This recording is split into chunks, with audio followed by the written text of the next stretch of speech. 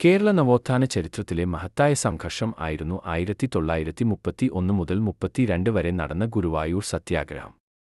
Vadakara KPCC. യോഗത്തിൽ ഹിന്ദുക്ഷേത്രങ്ങളിൽ എല്ലാ ഹിന്ദുക്കൾക്കും പ്രവേശനം അനുവദിക്കണമെന്ന പ്രമേയം പാസാക്കിയതിനെ തുടർന്ന് കേരള പ്രദേശ് കോൺഗ്രസ് കമ്മിറ്റി ഈ സമരം നടത്താൻ തീരുമാനിച്ചു.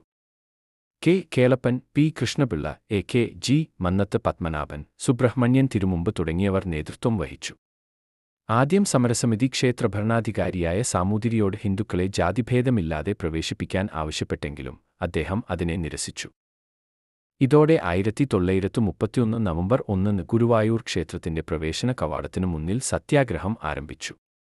സമരം മുന്നോട്ടു പോകുമ്പോൾ പി. കൃഷ്ണപിള്ള ഗുരുവായൂർ അഗ്രശാലയിൽ പ്രവേശിച്ച് സോപാനത്തിലെ മണി അടിച്ച സംഭവം വലിയ സംഘർഷത്തിനിടയാക്കി. അദ്ദേഹത്തിന് മർദ്ദനമേറ്റു.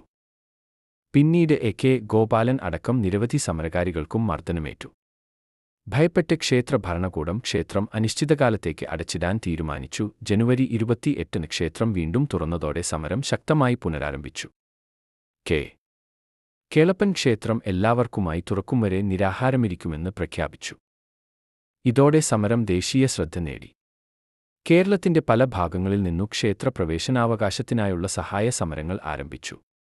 ഒടുവിൽ ഗാന്ധിജി വിഷയത്തിൽ ഇടപെട്ട് താൽക്കാലികമായി സമരം അവസാനിപ്പിക്കണമെന്ന് നിർദ്ദേശിച്ചു. 1932 ഒക്ടോബർ 2 സമരം അവസാനിച്ചു. 1947 മദിരാശി സർക്കാരിന്റെ ക്ഷേത്രപ്രവേശന നിയമം വന്നതോടെ ഗുരുവായൂർ ക്ഷേത്രം എല്ലാ വിഭാഗം ഹിന്ദുക്കൾക്കും തുറന്നുകൊടുത്തു. 1936 ശ്രീചിത്തിര തിരുനാൾ തിരുവിതാംകൂറിലെ ക്ഷേത്രങ്ങൾ അവർണർക്കായി തുറക്കേണ്ടതിനെ സംബന്ധിച്ച ക്ഷേത്രപ്രവേശന വിളംബരം പുറപ്പെടുവിക്കാനും ഈ സമരത്തിന് നിർണായക പ്രാധാന്യമുണ്ടായിരുന്നു.